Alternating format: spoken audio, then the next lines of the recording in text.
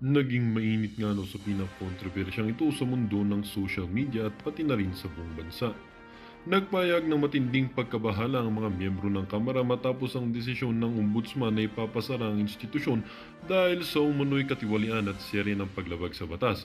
Sa isang dramatikong hakbang, nagtipo ng mga mambabatas sa harap ng opisina ng Ombudsman upang personal na magmakaawa na muling pag-aralan ng mga naturang desisyon. Sa harap ng media, ilang mambabatas ang naluha at lumuhod bilang simbolo ng kanilang apela.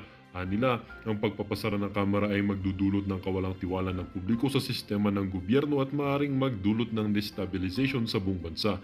Ipinahayag din nila na handa silang magbigay ng buong kooperasyon upang linisin ang pangalan ng institusyon at tiyakin na masusunod ang mga panuntunan ng batas. Samantala, ilang sektor ng lipunan ang nagbigay ng iba't ibang reaksyon ukol sa isyong ito.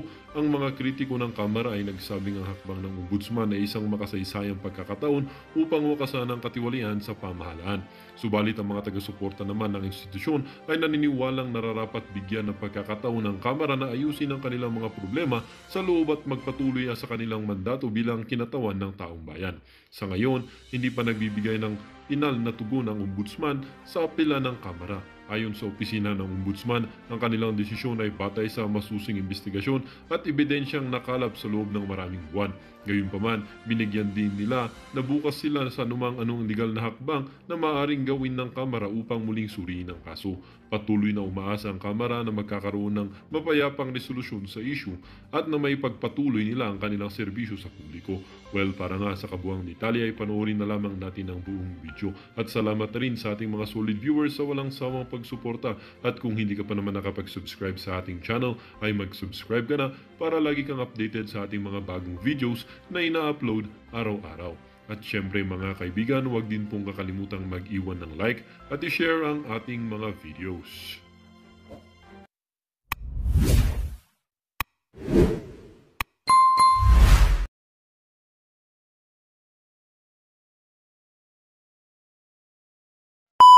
Ilang ahensya ng gobyerno para busisiin ang BICAM-approved budget bill.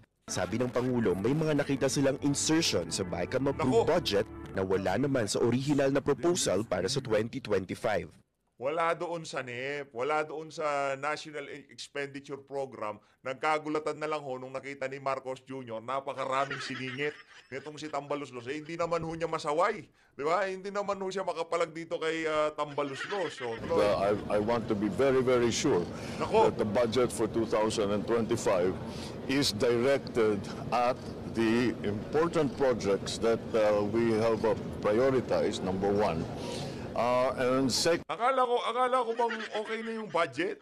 Akala ko bang wala namang problema yung budget. Talagang yaang mga inallocate ng mga bataan mo diyan sa House of Representatives okay na. Bakit di nyo bakit hindi nyo pa ho pirmahan?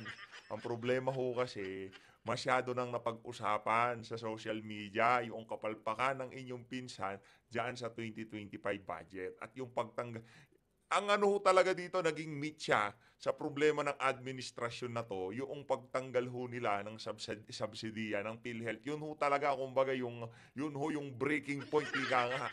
Kaya nagsalita yung marami sa ating mga kababayan dito sa budget na to. secondly, that there is a stronger safeguards on the spending for the different projects. Kaya baka mag-a-assess na naman tayo ng mga project na pinasok na sa insertion. Hindi na rin daw Naku po. Yan na nga ba sinasabi natin?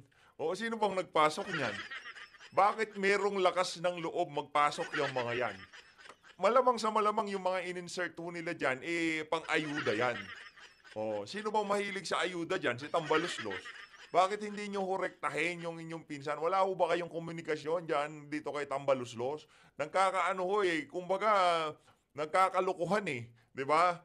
Meron kayong ipapasa na NEP, National Expenditure Program, dadalhin dyan sa House of Representatives. Ngayon, doon sa NEP, wala naman ho yung mga programa na yan. Ano hong nangyari? Hindi na ho, ang ano ho ngayon, itong mga congressman na to, sila na rin ho nag-iisip ng mga proyekto. Ganun na ho ba yun? Ha? Sila na hubang ngayon, sila nang mag-iisip ng proyekto, sila pa mag-i-implement, ganun ho ba yun? Ang alam ho natin dito sa mga mambabatas na to, titignan nyo lamang, ipapatawag nyo yung mga ahensya. Tapos tatanungin nyo, ito yung budget nyo ngayong taon, saan nyo gagamitin? Hanggang doon lang kayo. Pero magsingit kayo ng kung ano-ano. Itong si Senator Grace po, masyado ho siyang natakot kay Tambaluslos. Kaya yan, ikaw isa ka sa mga naha-hot water ngayong mga panahon na I-convene ng to. Pangulo ang BICAM para sa mga pagbabagong gusto niyang mangyari sa budget. Tapos na raw kasi ang papel ng Kongreso sa 2025 budget. Base dito kay Senator Amy Marcos, di pa ho tapos. Pwede pa hong ibalik dyan sa BICAM yung budget na yan. Ngayon, wag na ho nating ipilit. Ang problema ho kasi dito, magmumukha ho talaga siyang weak leader. Yun ho ang iniiwasan nitong si Marcos Jr. Pagka bumalik yan sa BICAM, ang mangyayari ho, madidelay ho yung budget natin para sa 2025. Mas okay na hong madelay kaysa kung ano-ano yung pirmahan nitong mama na to, di ba? Yun ho ang ano dito, issue dito. Kaysa kung ano pang mangyari dyan, ibalik nyo na lang ho sa BICAM.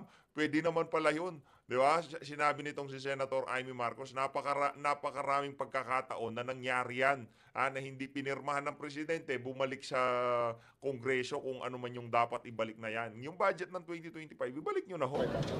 Well, we had to have a look because maraming nagbago from the budget request from the different departments.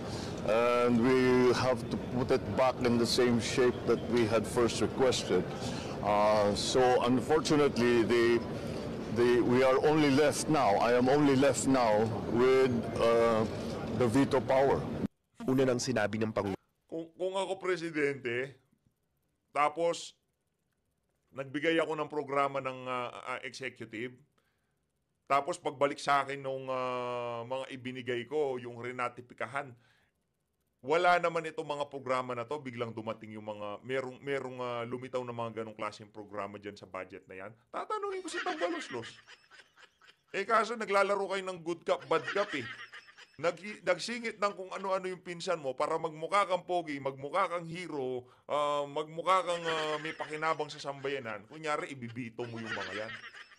Pero yung mga yan, malamang sa malamang, talagang pinalagay mo yan para magmukha kang may malasakit sa ating mga kababayan.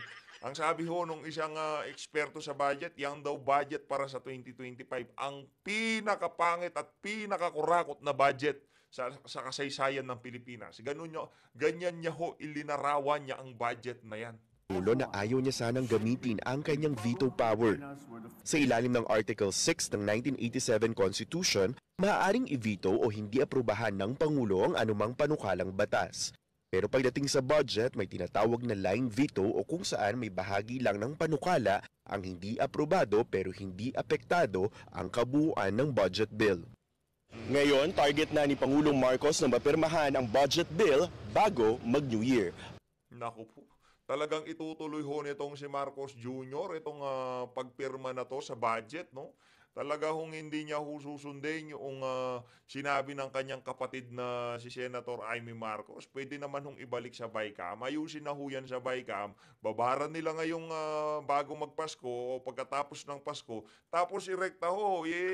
Sa bagay, wala na rin naman ho yung mga congressman yan. Baka nasa Europa, Amerika, iba't ibang bahagi na ho ng mundo ngayong mga panahon na to. Kumbaga, naka-vacation mode na sila. Ayaw na rin ho nila magtrabaho. Kasi natatakot ho si Marcos Jr. pagka binalik sa BICAM yan, siyempre mapipilitang magtrabaho tong mga crocodile na to, di ba? Yung iba dyan, nasa Europa, nasa Estados Unidos, di ba? Nag-happy-happy na ho yung mga walang yan, ngayong mga panahon na to. Alangan naman istorbuhin ho nitong si Marcos Jr. Hindi ho pwede yun. Ito, rekta ho tayo dito sa wala daw halong politika, sabi nitong si Robert H. Barbers. Pakinggan natin itong itong balita na to galing sa News 5. Wala, yun daw nangyayari ngayon kay dating Pangulong Rodrigo Duterte. Wala daw halong politika.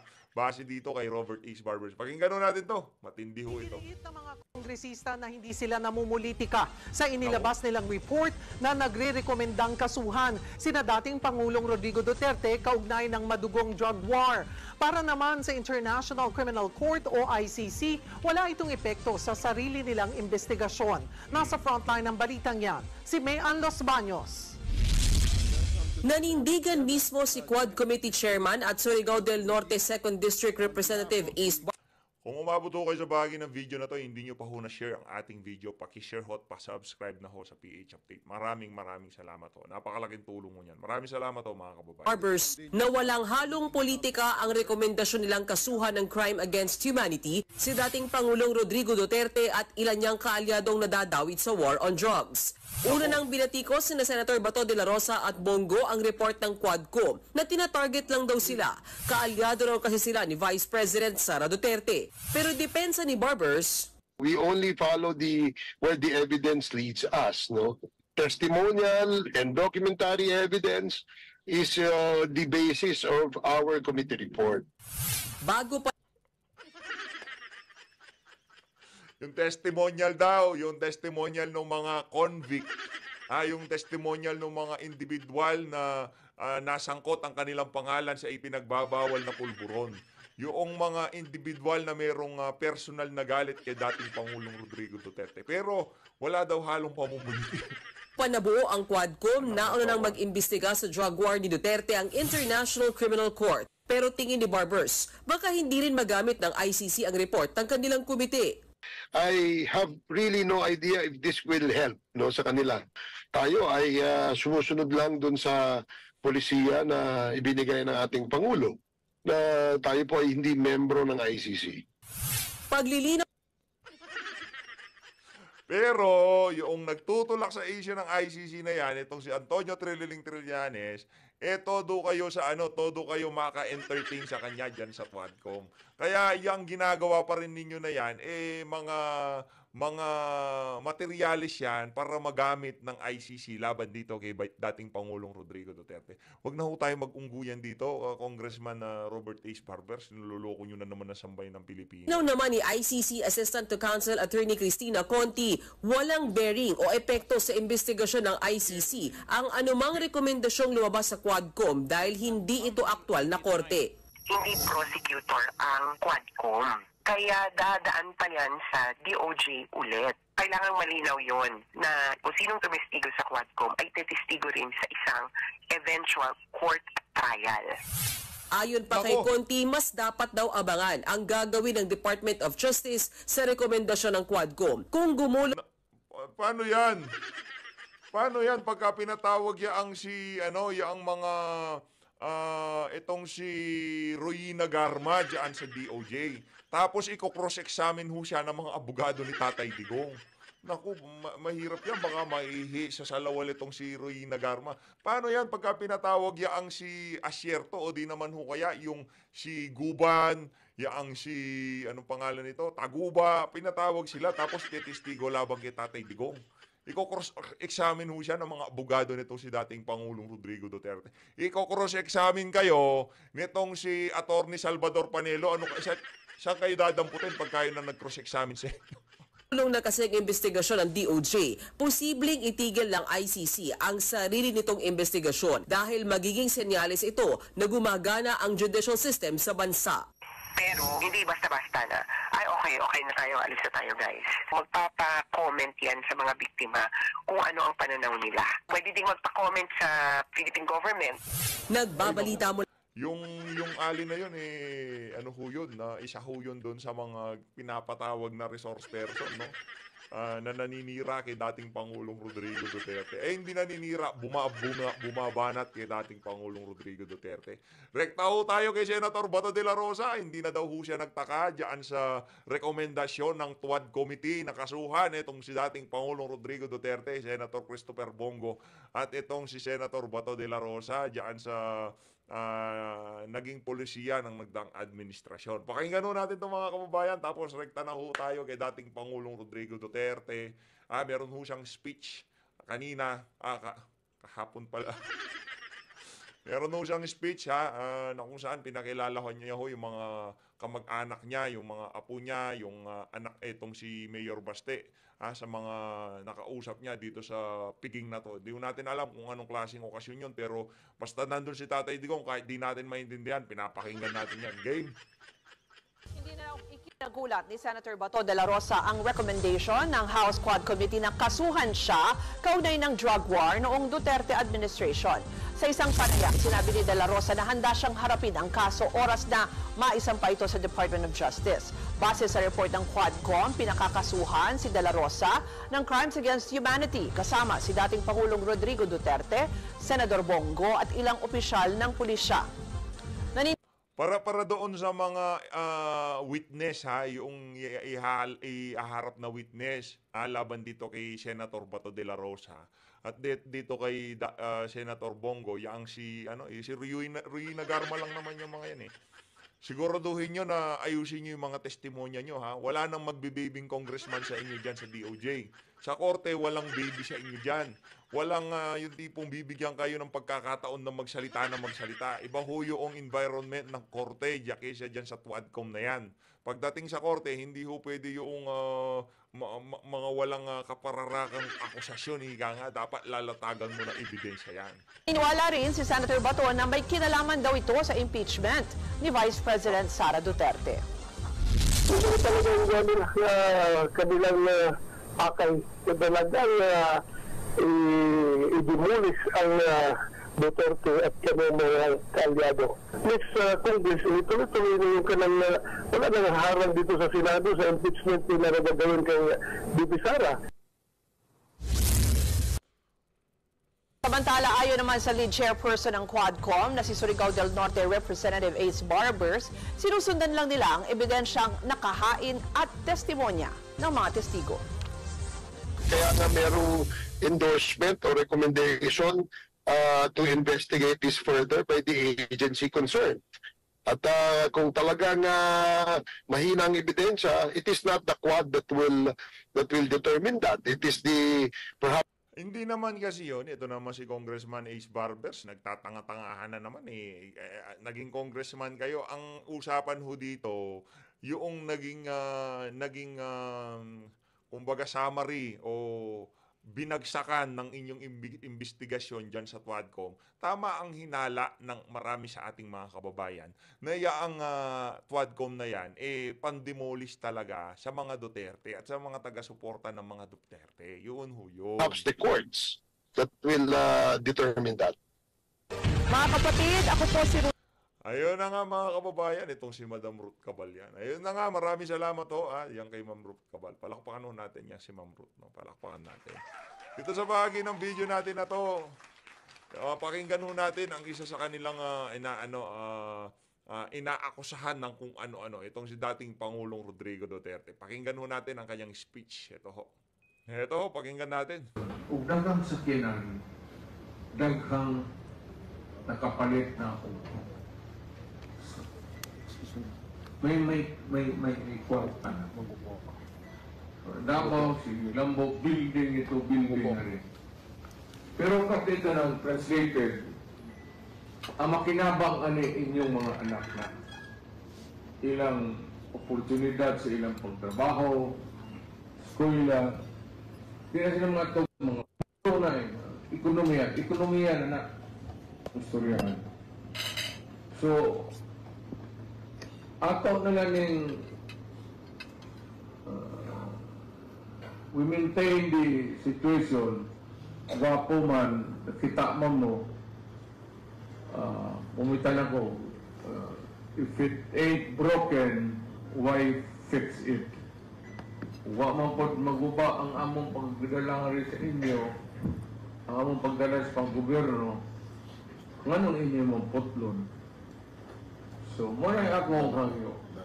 Pero, kung kami pamilya Duterte nangawat, nangurako, tanan, kita man mo, ang pagkaroon ng akong bahay, sukad din itong pagka-vice mayor, ikan sa taal nga itong gibaha na ang akong balay karon sa Doña Luisa.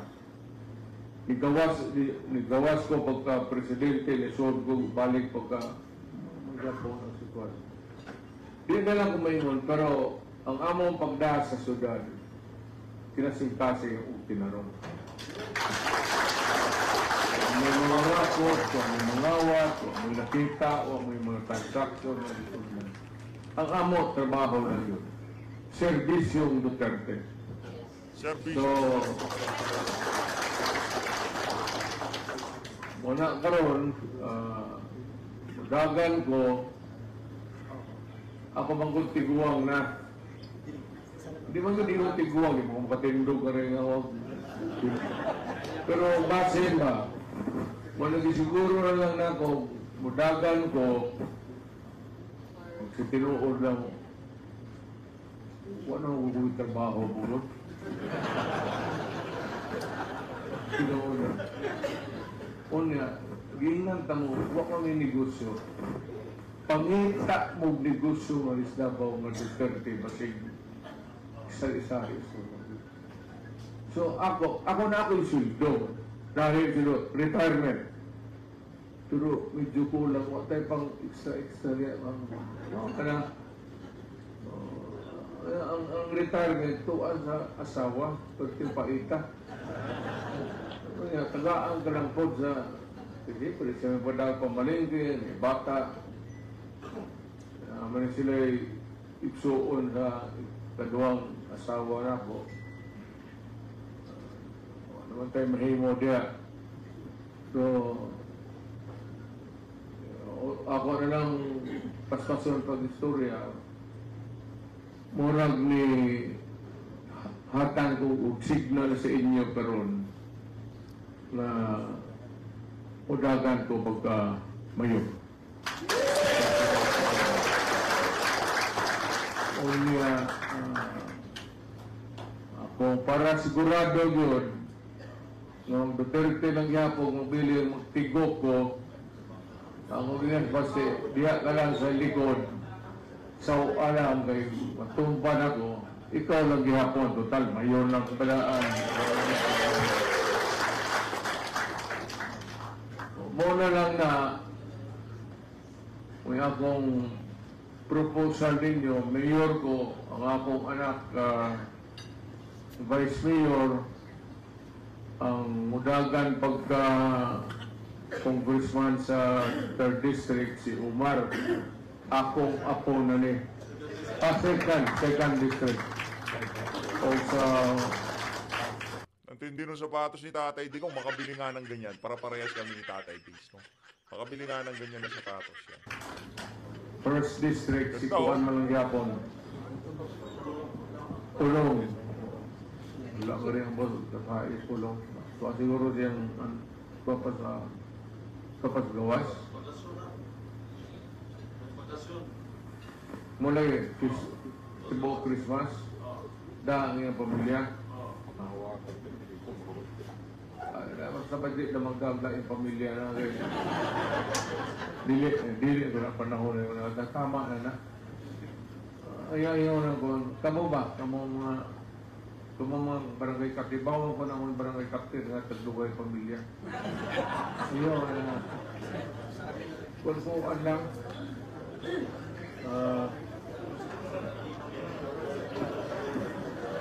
Kaya wala rin. Gasto kayo good-om mo diya. Yan ako usap anak si Rigo, udagan po pagkakonsihan. Ano naman huwag ako.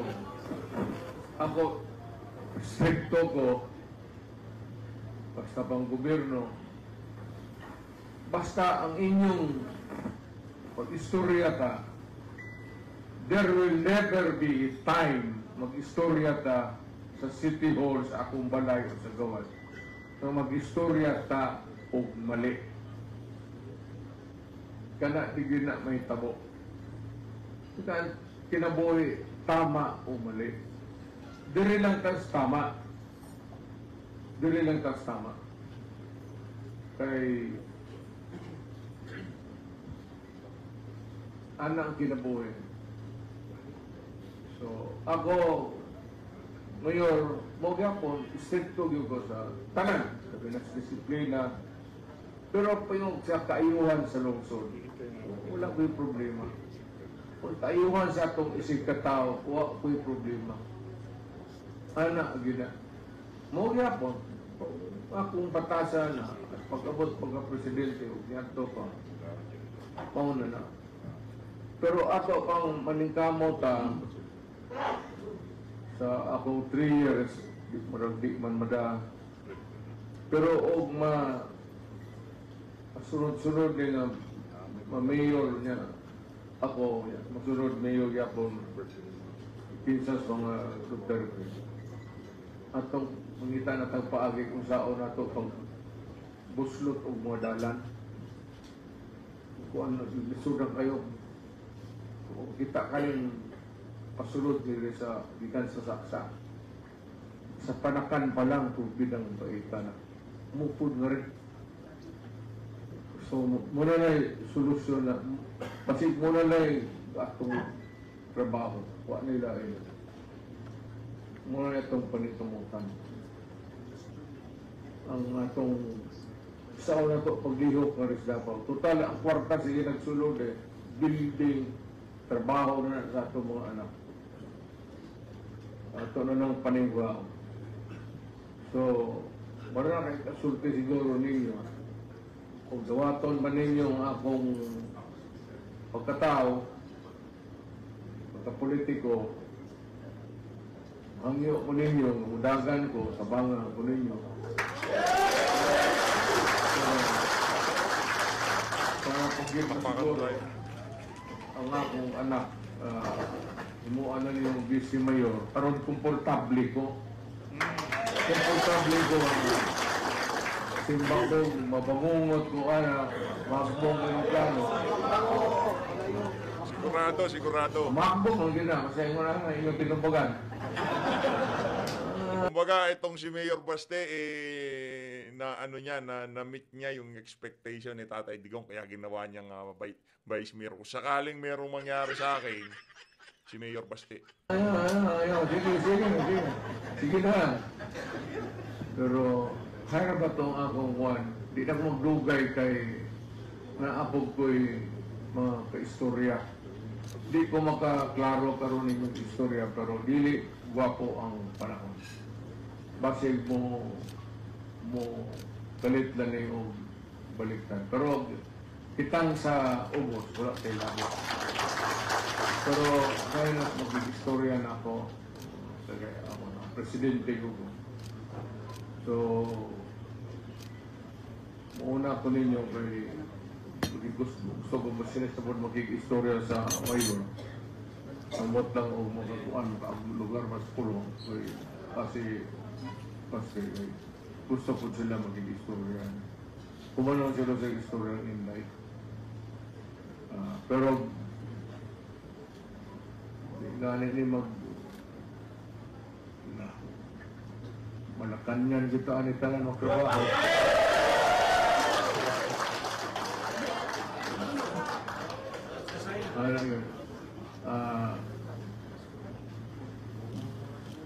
Dali ra.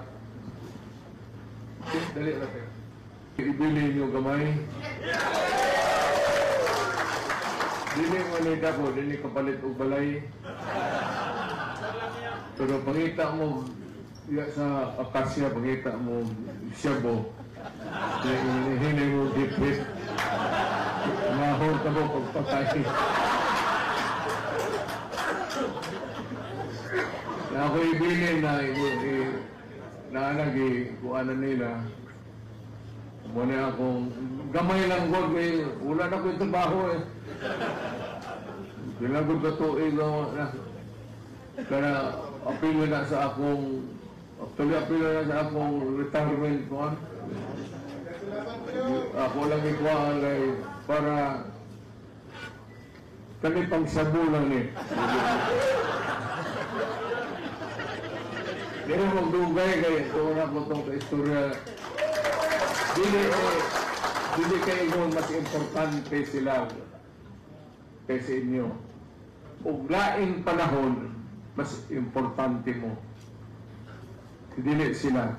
Pero sa ang sitwasyon karon, mas importante sila na istorya na mo. Nakasabot mo ang sanas. Tapos naibaw na mo nga anak na ang sitwasyon. So, nagumagdugay, mauna ko, bilin. Ayaw lang hit-hit ha.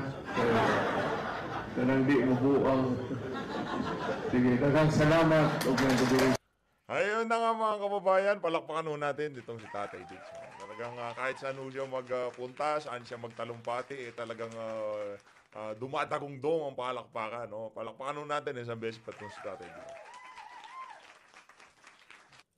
Bago ho natin pakinggan, bago ho natin pakinggan ang privilege speech na yan, itong si Dan Fernandez, paalalahanan ho muna natin itong mga walang yung congressman na to.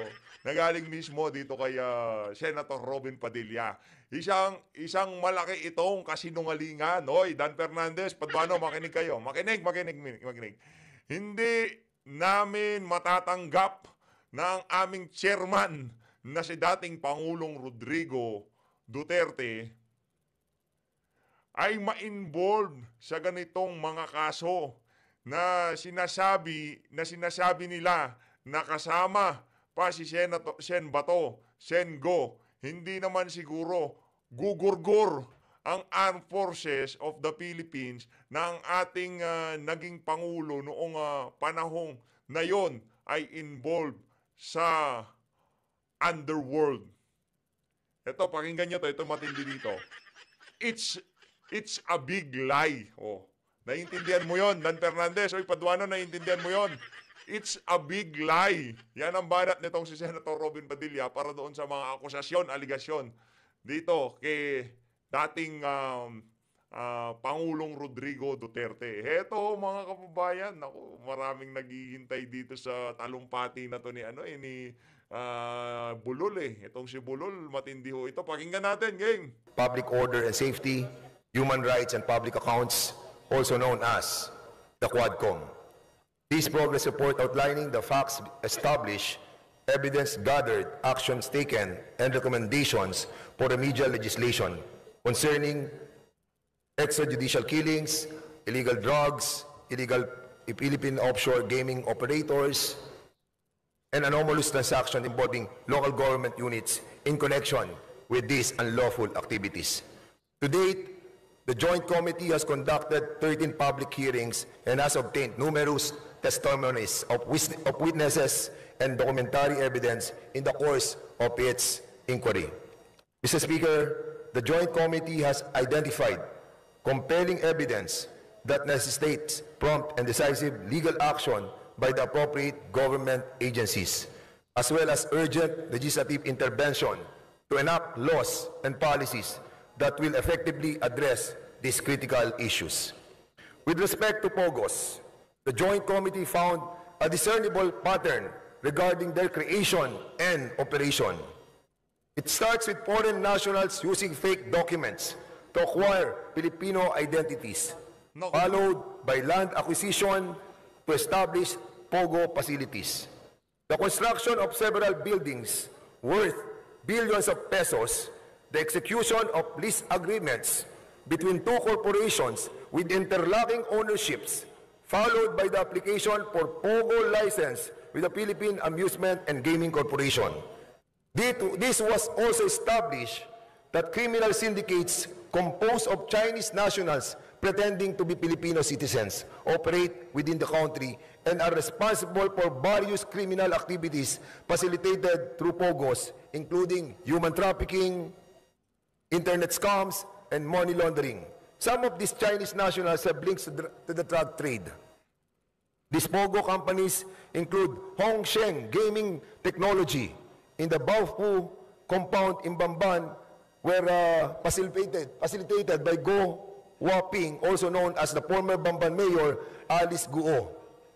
Lucky South 99, situated in the Whirlwind Corporation, leased property in Porac, Pampanga, identified with Catherine Cassandra Leong and attorney Herminio Harry Roque Jr. Naku po, yun na nga po. Nakaladkad na naman yung apelido nitong pangalan nitong si dating presidential spokesperson Harry Roque. Talaga hong dinamay ho itong si spokes dyan sa issue ng Pogo na yan. No? Ibang klase talaga itong mga walang yan. Huwag niyo kong kalimutan it's a big lie. Ika nga nito si Senator Robby. At kasama rin po dito si Sean Wei Technology owned by Alan Lim, also known as Wei Xiong Lim, together with his wife, Rose Nono Lin. The findings of the Joint Committee have led to the filing of cases against Guo Huaping, Catherine Cassandra Leong, and Attorney Harry Roque, and several other Chinese and Filipino incorporators of Pogo companies for qualified human trafficking. Money laundering cases have also been lodged against them. Aside from Guo, Ong, and Roque, the Joint Committee recommends that criminal investigations be commenced to look into the involvement of other key personalities such as Hong Ming Yang, also known as Michael Yang, his elder brother Yang Jianxin, also known as Tony Yang, and spouses Alan Lim and Rose Nono Lin into illegal Pogo activities. As a result of the joint hearings, the Anti-Money Laundering Council was directed to apply with the court for the issuance of a freeze order covering the assets related to the unlawful activities of Lucky South 99, Whirlwind Corporation, and Bian Cham Holdings. Furthermore, as a result of the findings into the illegal activities of Pogos, this representation and fellow members of the Joint Committee filed House Bill number 10987, or the proposed Anti-Offshore Gaming Operations Act. The bill seeks to establish ironclad provisions against the resurgence of Pogos in the country and repeals 2 laws related to the offshore gaming. Executive Order number 13, issued by former President Duterte, and Republic Act number 11590, or the law taxing. Sobra ho sila sa yun yung batas-batas sa Pogo-Pogo na yan. Pero yung kalusugan ng ating mga kababayan, tingnan nyo, ang haba ho ng oras nila pagdadadakdak dyan sa House of Representatives. Pero yung mga ordinaryong Pilipino na walang pambayad sa kanilang mga hospital bill, hindi naman ho nila bibigyan ng 2 o 30 minutes, baka 10 minuto o 5 minuto, baka segundo nga lang ibibigay dyan sa plenaryo para mapag-usapan yan. Wala man nga lang tumayo. Meron tumayo, pinag-usapan niyang PhilHealth, dinipensahan yung ginawa nilang pagtanggal sa subsidiya. May ganyan ho sila kawalang yan. Pogos. In relation to Pogos, we filed more significant pieces of legislation. House Bill number 11043, which seeks to provide for a civil forfeiture in favor of the state of any unlawfully acquired real estate properties by any foreign national. And a third... Wala ba ho tayong batas na ganon? Pagka na-obtain ng mga foreign national yung mga ari-arian, wala pa ho bang mekanismo ang ating pamahalaan na bawiin? Illegal nga Illegal nga na-acquire ng mga foreigner, kahit nga Pilipino Pagka illegal mong na-acquire yan, baka kunin sa iyo yan ng kung sino-sino, di ba? Ito talaga di natin malaman. For sure, wala ho talagang pakinabang yung napakahabang hearing ng Quadcom sa sambayan ng Pilipino. Sure. House Bill number 11117, which seeks to provide for the administrative cancellation of birth certificates fraudulently registered by foreign nationals. The Joint Committee has recommended several other remedial legislations, including the following: Amendment to Republic Act number 9487, further amending Presidential Decree number 1869, otherwise known as the Charter of the Philippine Amusement and Gaming Corporation, so that PAGCOR shall have the exclusive authority to authorize, license, and regulate games of chance. Number 2, Amendment to Republic Act number 10175, or the Cybercrime Prevention Act of 2012 to expand the definition of service providers, widen the scope of offenses, and strengthen the Cybercrime Investigation and Coordinating Center. Number 3, amendment to the Public Act number 10591 or the Comprehensive Firearms and Ammunition Regulation Act to provide stiffer penalties for the illegal transfer or registration of firearms. Number 4, amendments to the Public Act. May malang ho sila eh. May maamendahan, may mapanukala, pero wala akong kakwenta-kwenta. Number 11055 or the Philippine Identification System Act to impose stiffer penalties for the willful falsification or sale of fake PLC's IDs. Number 5, amendment to the Public Act number 11934 or the Subscriber Identity Module Registration Act to limit the number of blank SIM cards that are sold to resellers, or to require the pre-activation of SIM cards that are sold in bulk quantities. And lastly, amendment to the charter of the PBDEC Industrial Authority to empower the corporation to fully exercise its visitorial and inspection powers over all locators and service providers operating inside the industrial state located in the municipalities of Tagoloan and Villanueva in Misamis Oriental. Mr. Speaker, beyond these legislative initiatives, beyond the possible filing of cases, I wish to highlight the suffering and abuse that many trafficking victims have endured at the hands of these evil POGO operators. Wow. The trauma, their deaths can never be rectified by laws alone. We must fight to ensure that they obtain justice and are afforded counseling and rehabilitation. Let us not leave them by the wayside. Ang karumal-dumal na gawain na kapaloob sa operasyon ng POGO ay isang bagay na hindi maitatago ng mga taong nakinabang sa operasyon na ito. Politiko, Sino ho kaya yung mga nakinabang na to? negosyante, Nako. mga banyaga at marami pang iba. Itago man, pilit man, ay kusa namang ilalabas ng tadhana ang katotohanan kung ano ang dilim sa likod ng operasyon ng sugal na ito na sumisira sa kaayusan at imahe ng ating bansa. Parang meron namang kaayusan at imahe. Ang ganda naman ho ata ng kaayusan at imahe ng ating bansa kung makapagsalita itong si Dan Fernandez. Huwag kang mag-alala, Dan. Hayaang sinasabi mo na yan, na yung tadhanang tinutukoy mo na yan, ibubunyag niya kung sino nga ba yung mga nakinabang na yan sa POGO. Huwag kayo mag-alala. Dan Fernandez, lalabas at lalabas din ang katotohanan kung sino-sino nga ba yung mga politiko na yan.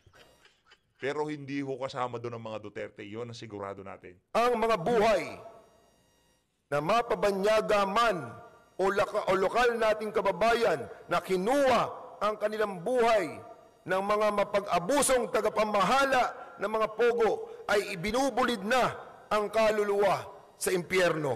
Wow! Direct and indirect. Talagang binabanatan mo kami ng mga malalalim mong Tagalog ngayon, na binubulid. Participation in the operation of POGO must pay the price.